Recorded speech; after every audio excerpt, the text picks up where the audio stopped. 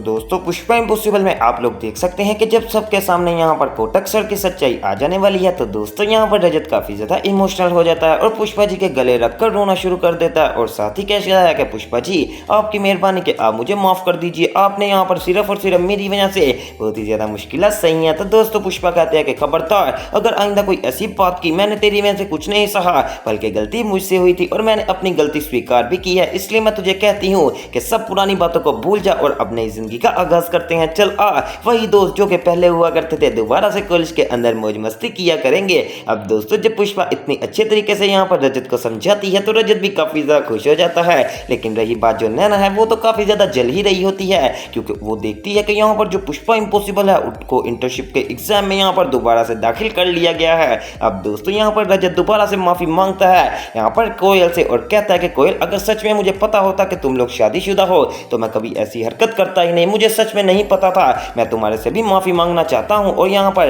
राघव मैं तेरे से भी माफी मांगना चाहता हूँ कि मैंने तेरी पत्नी को यहाँ पर प्रपोज कर दिया, सच में मुझे इस बात का इल्म ही नहीं था। अब दोस्तों कोयल कहती है कि तुम मेरे दोस्त हो, मैं सारी पुरानी बातें भुला चुकी हूँ, इसलिए मैं तुम्हें यही कहूंगी कि तुम भी पुरानी बातों को छोड़ दो और नई जिंदगी का आगाज करते हैं। अब दोस्तों प्रोफेसर शास्त्री जो कि ये सब देखकर काफी ज्यादा खुश होते हैं तो वो रजत को कहते हैं कि हाँ रजत बेटा, तुम बहुत ही ज्यादा अच्छे बंदे हो, इसलिए मैं तुम्हें यही कहूंगा कि अपने दोस्तों के साथ दोबारा से वैसे ही हो जाओ, ना कोई तुम पुरानी बात करो ना कोई वो पुरानी बात करेंगे, इस तरह तुम लोगों का दिल भी बुरा नहीं होगा। लो दोस्तों अब रजत को यहाँ पर समझ आ चुकी है कि सच में दोस्ती का रिश्ता कितना ज्यादा मुखलिस है और हर बंदे को एक दूसरे के साथ दोस्ती रहना चाहिए। अब दोस्तों पुष्पा ये सब देखकर काफी ज्यादा खुश हो जाती है और कहती है कि सच में रजत तुमने तो कमाल ही कर दिया कि आज तुमने दोस्त होने का यहाँ पर फर्ज अदा कर दिया इतनी ही देर में। दोस्तों अब पुष्पा इम्पॉसिबल भी कहती है कि सर क्या अब मैं दोबारा से इंटर्नशिप के एग्जाम में यहाँ पर आ गई हूँ। तो दोस्तों यहाँ पर जो आए होते हैं बोर्ड के यहाँ पर बंदे तो वो कहते हैं कि पुष्पा जी खाली आप इंटर्नशिप के एग्जाम में नहीं आई बल्कि हमने आपको एक्सेप्ट कर लिया है और अब आप यहाँ पर लॉयर बन चुकी हैं। अब दोस्तों ये कहने की देरी थी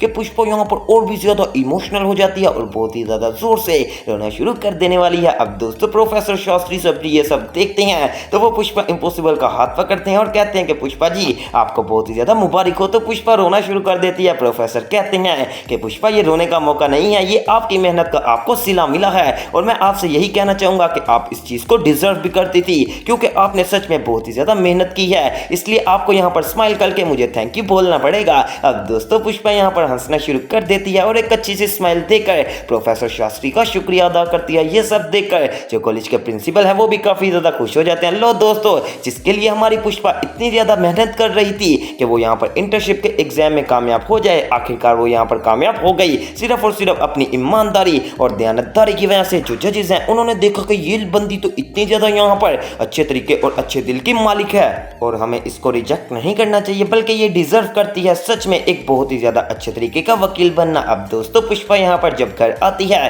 तो दीप्ति कहती है कि मम्मी इतनी देर आखिरकार कैसे हो गई, क्या हो गया, कोई बात तो नहीं हुई। तो दोस्तों पुष्पा अब सारी बात बताने वाली है और कहती है कि सिर्फ और सिर्फ आज मैं गणेश जी की वजह से बच गई, वरना मेरे ऊपर बहुत ही बड़ा झूठा इल्जाम लगने लगा था और आप लोगों के लिए एक खुशखबरी भी है, जो मैंने इंटर्नशिप का एग्जाम दिया था ना उसके अंदर मैं कामयाब हो गई हूँ और अब मैं यहाँ पर लॉयर बन चुकी हूँ। दोस्तों जब ये बात यहाँ पर राशि सुनती है तो वो तो खुशी के मारे पागल ही हो जाती है और जल्दी से पुष्पा जी को गले लगाती है और कहती है कि मम्मी ये तो बहुत ही बढ़िया बात हो गई, सच में आपने कर दिखाया, मैंने कहा था ना कि मेहनत का फल यहाँ पर जरूर मिलता है, आपने बहुत ही ज्यादा मेहनत की थी इसलिए आपको वैसे भी फल तो मिलना ही था। तो दोस्तों पुष्पा बताती है कि नहीं बेटा, मेरी दयानतदारी की वजह से मुझे ये चीजों का फल मिला है। अब दोस्तों जब पुष्पा यहाँ पर बैठ जाती है तो इसके बाद दीप्ति सोचती है कि आज तो हमने कदमनी के साथ यहाँ पर चेकअप के लिए भी जाना है। तो दीप्ति दोबारा से फोन करने वाली है उसी यहाँ पर हॉस्पिटल में और कहती है कि जी आपने कदमनी की अपॉइंटमेंट के बारे में कुछ अपडेट ही नहीं दी। तो दोस्तों आगे वाली यहाँ पर जो नर्स वगैरह होती है वो गुस्से में आ जाती है और कहती है कि आप लोगों ने हमें पागल समझा हुआ है, कभी आप यहाँ पर अपॉइंटमेंट करवाती हैं और कभी कैंसिल करवा देती हैं, इसलिए आपको मैं यहाँ पर बताना चाहती हूँ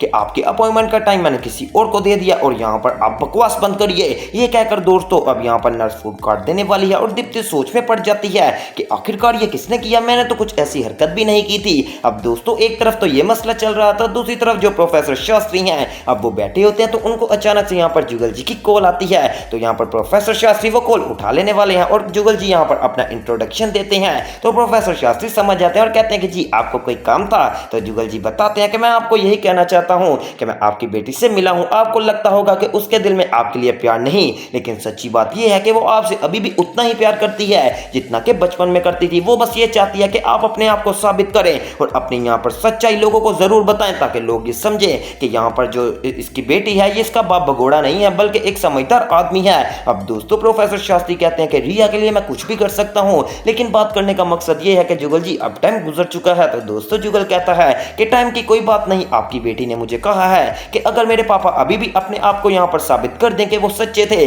तो मैं अभी भी उनके साथ दोबारा से वैसी हो जाऊंगी। अब दोस्तों दूर बैठी नैना ये सारी बातें सुन भी रही होती है और दिल ही दिल में जल रही होती है और सोचती है कि आखिरकार मैं ऐसा कौन सा कांड करूं जिसकी वजह से यहाँ पर जो रिया है उसके दिल में यहाँ पर प्रोफेसर शास्त्री के लिए नफरत और भी ज्यादा बढ़ जाए। अब दोस्तों यहाँ पर बहुत ही ज्यादा काम खराब हो जाने वाला है क्योंकि नैना है उसने अपने दिल में खुंदक रख ली है और वो सीधा रिया के कॉलेज में चले जाने वाली है और रास्ते में वेट करती है कि कैसे रिया है। अब जब वो देखती है कि दूर से रिया आ रही है तो दोस्तों वो यहाँ पर ऐसे एक्टिंग करती है जैसे फोन पे किसी से बात कर रही हो और फोन पे बात करते हुए ये कहती है कि प्रोफेसर शास्त्री सच में पुष्पा इम्पॉसिबल का बहुत ही ज्यादा साथ देते हैं, पता नहीं क्या उनका रिलेशन है या फिर वो सच में एक दूसरे के यहाँ पर टीचर और स्टूडेंट हैं। तो दोस्तों अब यहाँ पर पास खड़ी रिया गुजर रही होती है तो वो ये बात सुनकर यहाँ से रुक जाने वाली है और सुनती है। तो दोस्तों यहाँ पर जैसे ही अब नैना कॉल काटने वाली है तो वो पूछती है कि किससे बात कर रही थी। तो दोस्तों नैना कहती है कि क्यों क्या हुआ, आप पुष्पा इम्पॉसिबल को जानती हैं। तो साथ ही रिया कहती है कि जी मैं जानती हूँ, आपको उनके बारे में क्या पता चला।